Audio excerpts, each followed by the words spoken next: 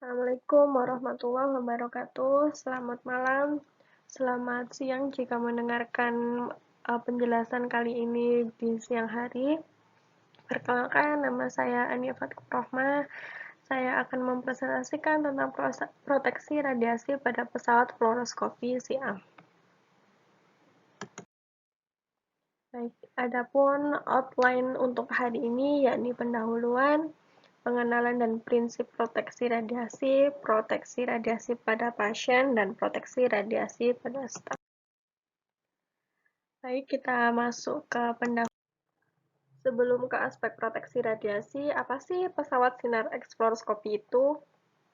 Nah, pesawat fluoroskopi dibagi menjadi 3, yakni yang pertama pesawat sinar X fluoroskopi, yaitu pesawat sinar X yang memiliki tabir atau lembar penguat fluoresensi yang dilengkapi dengan sistem video yang dapat mencitrakan objek secara terus-menerus untuk tindakan interferensi. Kemudian fluoroskopi yang kedua yakni pesawat sinar X SIAM atau UAM angiography, yakni pesawat sinar X yang secara khusus dipergunakan untuk pemeriksaan pembuluh darah. Kemudian yang ketiga yakni pesawat sinar X atau SIAM penunjang bedah, yakni pesawat sinar X bentuk SIAM yang ditempatkan di ruang bedah yang secara khusus digunakan untuk membantu tindakan bedah. Oke, pada gambar slide ini merupakan pesawat sinar X fluoroskopi SIAM dengan bagian bawah merupakan image intensifier atau bisa disebut dengan digital imaging detector, sedangkan yang bagian atas merupakan tabung sinar X, sumber sinar X muncul. SIAM berbentuk seperti huruf C, di mana image intensifier atau digital imaging detector dan tabung X-ray-nya terpasang tetap, sehingga di tengahnya terdapat meja pasien. Mengapa diperlukan proteksi radiasi pada pesawat SIAM? Prosedur radiologi diagnostik menghasilkan laju paparan yang tinggi baik pada pasien maupun pada personil atau staf medis dikarenakan lamanya waktu paparan. Sehingga jika tidak digunakan dengan baik, maka radiasi dapat menyebabkan efek negatif pada pasien maupun staf. Oke, efek buruk radiasi pada kesehatan terbagi menjadi 2 kategori. Yang pertama yakni efek deterministik.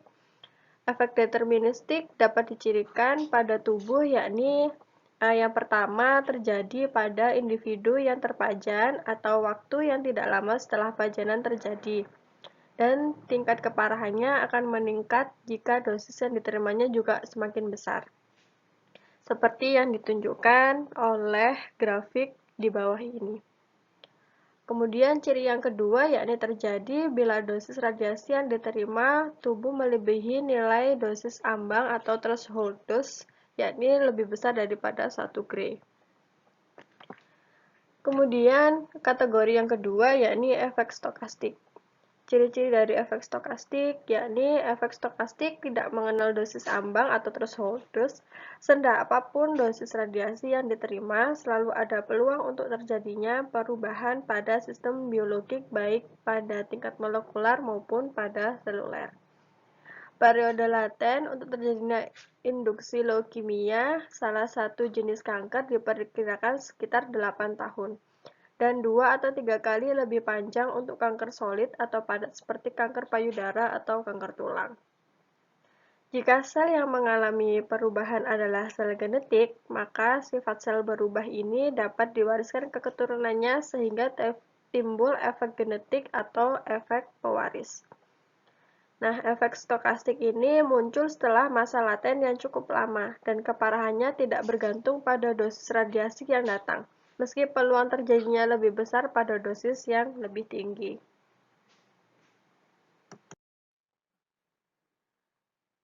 Oke, sindroma radiasi akut. Efek yang terjadi jika seluruh tubuh menerima dosis radiasi sekitar 1 gray atau lebih dan dapat berakhir dengan kematian dalam waktu yang singkat. Kematian terjadi sebagai akibat kerusakan dan kematian sel organ dan sistem vital tubuh dalam jumlah yang banyak. Jika dosis radiasi seluruh tubuh yang diterima antara 6–10 Gray, kebanyakan individu akan mengalami kematian kecuali jika segera mendapatkan pertolongan medik yang tepat untuk mencegah terjadinya infeksi dan pendarahan. Pada dosis di atas 10 Gray, kematian akan terjadi meskipun telah dilakukan usaha seperti transplantasi sumsum tulang dari donor yang sesuai. Tahap pertama yakni fase inisial atau sindroma prodromal, dengan gejala hilangnya nafsu makan, rasa mual, muntah, dan diare. Mual dan muntah terjadi 2–3 jam setelah paparan dosis 1–2 Gray pada sekitar 50% pasien, atau 1–2 jam setelah paparan 2–4 Gray pada sekitar 75–80% tubuh pasien. Kemudian tahap yang kedua yakni fase laten. Suatu periode di mana pasien tidak mengalami gejala apapun setelah sindroma prodromal selesai. Terus tahap ketiga yakni fase di mana SRA itu terjadi atau SRA itu sendiri muncul. Fase manifestasi kerusakan sistem tubuh ini dapat digolongkan atas 3 tingkat keparahan, yakni yang pertama, sindroma sistem pembentukan darah atau hematopoietic syndrome.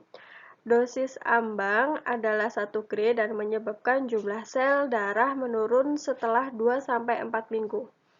Dosis sekitar 2 Gray dapat menyebabkan kematian dalam waktu 2–8 minggu. Kemudian yang kedua yakni sindroma sistem pencernaan atau gastrointestinal syndrome. Dosis ambang sekitar 5 Gray dalam waktu 3–5 hari dan dapat menyebabkan kematian dalam waktu 3 hari sampai 2 minggu dengan dosis ambang yakni 10 Gray. Kemudian yang ketiga yakni sindroma sistem pencernaan pusat atau central nervous system syndrome. Dosis ambang sekitar 20 Gray dan muncul pada waktu kurang dari 3 jam.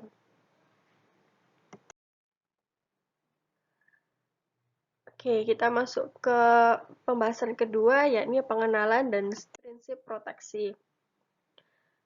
Prinsip proteksi terbagi menjadi 3, yakni justifikasi, optimisasi, dan limitasi. Untuk justifikasi, suatu pemanfaatan harus dapat dibenarkan jika menghasilkan keuntungan bagi satu atau banyak individu dan bagi masyarakat terpapar untuk mengimbangi kerusakan radiasi yang ditimbulkannya. Jadi manfaatnya itu harus lebih besar daripada resiko yang akan ditimbulkan nantinya. Paparan medik harus mendapatkan pembenaran dengan meningkatkan keuntungan diagnostik dan terapi yang diharapkan terhadap kerusakan radiasi yang mungkin ditimbulkan. Keuntungan dan risiko dari teknik lain yang tidak melibatkan paparan medik juga perlu diperhitungkan. Kemudian optimisasi, dosis harus dioptimisasikan konsisten dengan hasil yang diinginkan dari pemeriksaan atau pengobatan dan risiko kesalahan dalam pemberian dosis dijaga serendah mungkin. Atau kita kenal dengan prinsip ALARA, as low as reasonably achievable, dengan memperhitungkan faktor ekonomi dan sosial dan dengan pembatasan bahwa dosis yang diterima sumber memenuhi penghambat dosis. Kemudian tujuan dari optimisasi adalah untuk melindungi pasien. Dosis harus dioptimalkan konsisten dengan hasil yang diinginkan dari pemeriksaan atau pengobatan dan risiko kesalahan dalam pemberian dosis dijaga serendah mungkin. Kemudian prinsip yang ketiga yakni limitasi. Nah, limitasi ini tujuannya untuk mencegah efek deterministik dan mengurangi efek stokastik. Nah, limitasi ini sangat erat dengan nilai batas dosis atau NBD.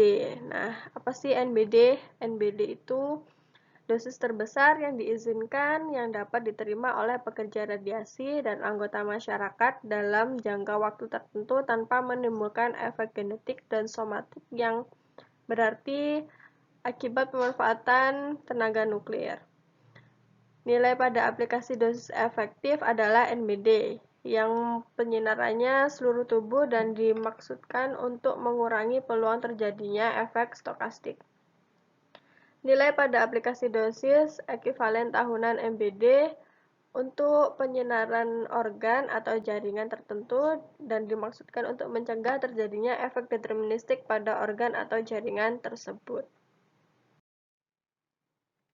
Nah, nilai batas dosis sendiri dibagi menjadi dua ya, pekerja radiasi dan masyarakat umum. Untuk dosis efektif sendiri untuk pekerja radiasi itu 20 milisievert per tahun atau di rata-rata selama periode 5 tahun. Kemudian untuk masyarakat umum yakni 1 milisievert per tahun. Kemudian untuk dosis ekivalen tahunan pada lensa mata yakni 20 milisievert untuk pekerja radiasi dan 15 milisievert untuk masyarakat umum. Pada kulit yakni 500 milisievert pekerja radiasi dan 50 milisievert untuk masyarakat umum, serta tangan dan kaki untuk pekerja radiasi yakni 50 milisievert.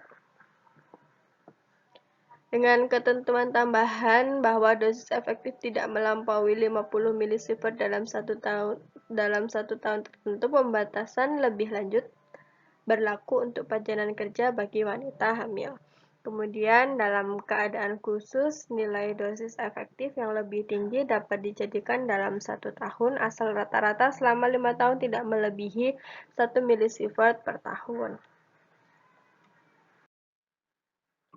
Proteksi radiasi eksternal terbagi menjadi 3, yakni time, pembatasan waktu paparan untuk mengurangi bahaya radiasi eksternal didasarkan pada asumsi bahwa untuk suatu laju dosis yang konstan, dosis serap total dibanding dengan lamanya paparan atau bisa dengan dosis total itu dicari dengan laju paparan dikali dengan lamanya paparan. Jika misalnya seorang operator pesawat sinar X didiagnostik harus melakukan pekerjaan 5 hari seminggu pada medan radiasi sebesar 0,12 milisievert per jam, pajanan berlebih dapat dicegah dengan membatasi waktu kerjanya hanya 40 menit per hari. Dengan pembatasan waktu kerja ini, maka dosis yang diterima dalam satu hari menjadi 0,08 milisievert, sehingga NBD per tahun sebesar 20 milisievert tidak terlampaui. Atau diasumsikan bahwa 1 tahun kerja itu sama dengan 50 minggu. Jika volume pekerjaan membutuhkan waktu pajanan yang lebih panjang, maka hal tersebut dapat dilaksanakan oleh 2 orang pekerja secara bergiliran, atau operasi kerja harus diubah agar intensitas medan radiasi dapat diturunkan. Kemudian unsur yang kedua yakni distance atau jarak. Bisa kita cari dengan D1 per D2 sama dengan D2 kuadrat per D1 kuadrat. Dengan D1 dan D2 adalah laju dosis di titik 1 dan 2. D1 kuadrat dan D2 kuadrat adalah jarak dari sumber dari titik 1 dan 2. Upaya pengurangan bahaya radiasi eksternal dapat dilakukan dengan bekerja sedapat mungkin pada jarak yang sebesar-besarnya dari sumber. Untuk suatu sumber radiasi gamma berbentuk titik atau jika jarak dari sumber gamma lebih dari 10 kali dimensi linear sumber yang terbesar, variasi laju dosis dengan jarak diberikan secara sederhana dengan hukum kebalikan jarak pangkat 2. Oke, parameter yang ketiga yakni shielding. Penahan struktur dirancang untuk melindungi bahaya akibat berkas sinar X secara langsung, radiasi bocor, dan radiasi hambur.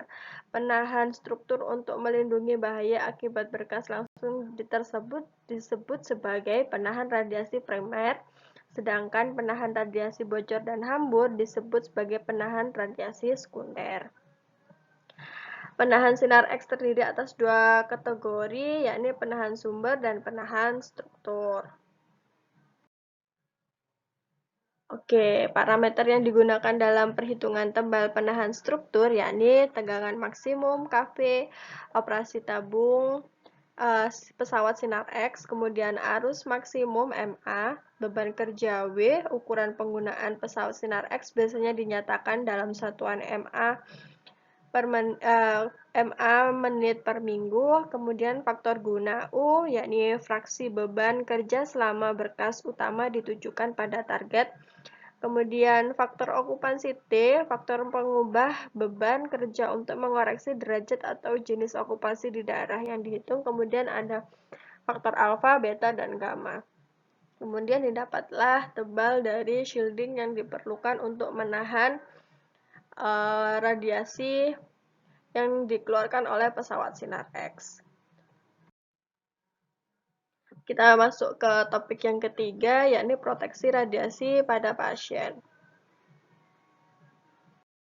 Proteksi radiasi pada pasien itu yang pertama yakni maksimalkan jarak antar tabung dengan pasien. Jarak minimal SSD yang direkomendasikan yakni 30 cm. Orientasi vertikal, tabung sinar X di bawah pasien akan mengurangi paparan pasien dan radiasi hambur. Untuk prosedur dada dan abdomen, tabung X-ray di bawah meja pasien dan II di atas. Kecuali prosedur ekstremitas, yakni kebalikan dari dada dan abdomen. Jika ekstremitas dapat diletakkan langsung pada II. Kemudian yang kedua yakni meminimalkan jarak antara pasien dan digital detektor. Yang keempat yakni meminimalkan waktu fluoroskopi, tetap catat dosis dan waktu fluoroskopi. Meminimalkan waktu fluoroskopi, tetap catat dosis dan waktu fluoroskopi itu dilakukan dengan cara menggunakan citra terakhir yang dicitrakan oleh fluoroskopi, gunakan jeda fluoroskopi. Dan yang keempat yakni gunakan shielding secara efektif. Pasien shielding dada, gonads, mata, dan tiroid. Penting untuk imaging departemen mempunyai protokol shielding. Kemudian yang kelima yakni gunakan fluoroskopi dengan frame rate terendah untuk mendapatkan citra yang diterima. Yang keenam yakni hindari paparan dengan area yang sama pada kulit pada proyeksi yang berbeda. Variasikan berkas masuk dengan memutar tabung sekitar pasien. Kemudian yang ketujuh yakni perhatikan ketebalan tubuh pasien karena akan mempengaruhi ISD-nya.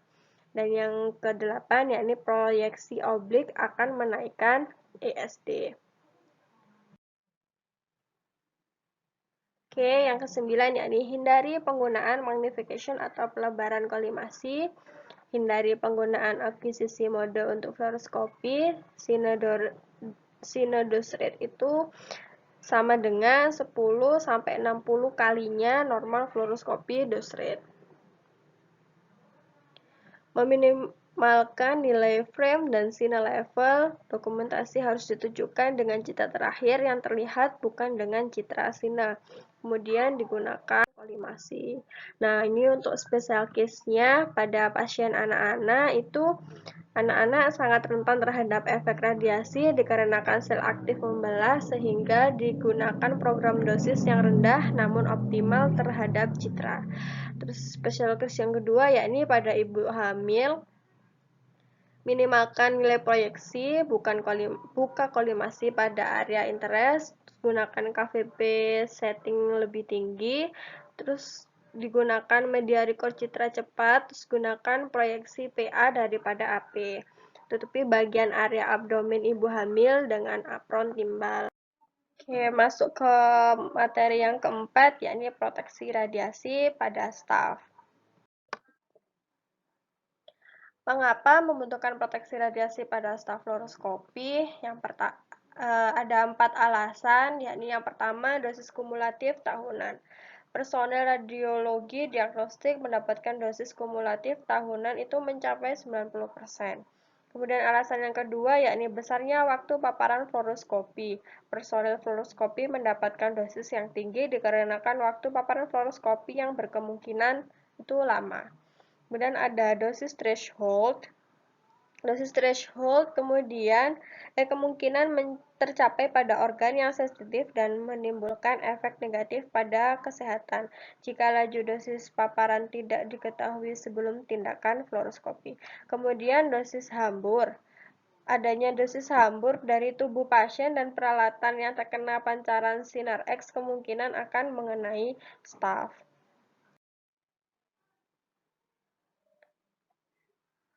Gunakan alat pelindung radiasi. Yang pertama, apron. Gunakan apron, timbal, atau rok timbal terdistribusi dengan tebal timbal sebesar 0,25 mm untuk sisi depan dengan 0,25 mm untuk sisi belakang.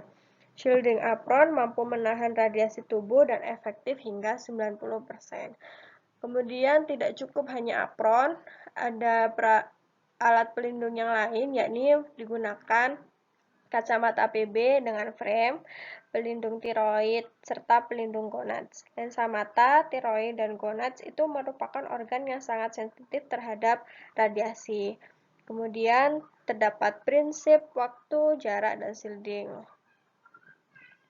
Untuk waktu, minimalkan waktu terpapar sinar X fluoroskopi secara langsung. Kemudian jarak itu maksimalkan jarak dengan media penghambur radiasi atau bisa kita sebut dengan pasien atau alat di sekitar yang terkena berkas secara langsung. Kemudian shielding, gunakan shielding.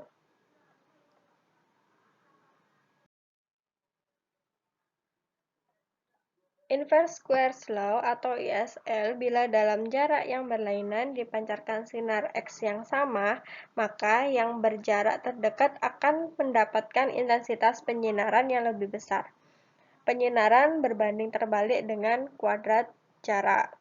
Kemudian perbandingan jarak, jika dosisnya didapatkan 1/4, itu dapatkan dari jika jarak diperbesar 2 kali, maka dosis berubah berdasarkan faktor setengah kuadrat. Kemudian jika mendapatkan dosis 1/9, berarti jika jarak diperbesar 3 kali, maka dosis berubah berdasarkan faktor 1/3 kuadrat.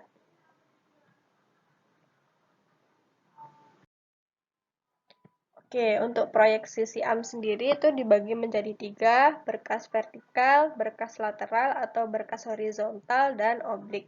Untuk berkas vertikal, tabung sinar X diletakkan di bawah couch pasien dan staf berada di samping image intensifier atau II. Untuk berkas lateral atau berkas horizontal staf harus berdiri di sebelah image intensifier atau II. Kemudian untuk posisi oblik, staf menghadap tabung, kepala, dan mata mendapatkan paparan yang lebih tinggi pada sudut oblik. Ketika tabung X-ray berada di depan operator atau staf, atau jauh dari II. Kemudian hambur berkas sekunder akan memantul dari pasien ke arah tabung, sehingga staf diharuskan untuk berdiri di sebelahnya II. Berikut contoh posisi staf dan siam. Yang pertama itu posisi stafnya harus berdirinya di sebelah II ya. Oke, yang kedua, jika dilihat dari gambar, itu tabung sinar X berada di bawah couch pasien untuk menghindari radiasi hambur dari tubuh pasien. Jarak dan dosis pada tangan pasien. Nah, jauhkan tangan dari area berkas utama dikarenakan adanya benda yang berada pada berkas utama akan meningkatkan faktor eksposi jika menggunakan AEC, sehingga dosis pada pasien dan staf itu akan meningkat. Jika tangan harus didekatkan dengan berkas utama, gunakan sarung tangan timbal. Kemudian, dosis pada tangan atau jari di bawah couch pasien 100 kali lebih kecil dibandingkan dengan dosis di atas couch pasien. Pengaruh tinggi couch pasien dengan tinggi staf. Nah, semakin jauh jarak staf dari pasien, maka semakin kecil dosis yang diterima oleh staf seperti yang ditunjukkan oleh grafik di sebelah kiri, sehingga semakin tinggi badan staf, maka radiasi hambur yang diterima oleh tiroid dan lensa mata staf 3% lebih kecil untuk jarak per 10 cm dari tinggi meja pasien. Kemudian jika meja pasien tetap disesuaikan dengan tinggi staf, maka yang diperhatikan lebih lanjut yakni proyeksi dan jarak II dengan tabung. Personal dosimeter, staf harus menggunakan personal dosimeter, minimal 2 personal dosimeter. Real-time personal dosimeter sangat berguna. Nah, yang pertama TLD atau film badge. Digunakan di dalam apron bagian dada sebelah kiri, berguna untuk melihat dosis efektif yang terpapar kepada staf. Kemudian yang kedua yakni pendos, digunakan di luar apron, berguna untuk mencatat dosis hambur berkas sinar X yang diterima oleh staf secara real time dan dapat dibaca secara langsung. Dosis personal yang ketiga yakni dosis dosimeter cincin, tambahan untuk dosimeter cincin apabila tangan atau jari terlalu dekat dengan berkas utama. Dan proteksi pada modalitas. Gunakan fitur proteksi di modalitas dikarenakan mampu memberikan proteksi radiasi hambur lebih dari 90% pada fluoroskopi. Pada gambar di sebelah kiri itu terdapat kaca gantung, perisai lateral, sama tirai pada couch pasien. Tambah pengetahuan tentang proteksi radiasi atau update knowledge. Pada PP Peraturan Pemerintah Nomor 33 Tahun 2007 Pasal 17, pemegang izin wajib meningkatkan kemampuan personil yang bekerja di fasilitas atau instalasi melalui pendidikan dan pelatihan untuk menumbuhkan pemahaman yang memadai tentang yang pertama, tanggung jawab dalam proteksi dan keselamatan radiasi. Yang kedua, pentingnya menerapkan proteksi dan keselamatan radiasi selama melaksanakan pekerjaan yang terkait dengan radiasi. Kemudian sampaikan kepedulian. Yuk kita sama-sama peduli terhadap proteksi radiasi dan keselamatan radiasi. Nah, sampaikan kepedulian terhadap proteksi radiasi dan keselamatan radiasi ke sesama pekerja radiasi agar meningkatkan kewaspadaan. Terima kasih telah mendengarkan presentasi dari saya untuk hari ini. Semoga ilmunya bermanfaat untuk kita semua. Saya akhiri. Wassalamualaikum warahmatullahi wabarakatuh.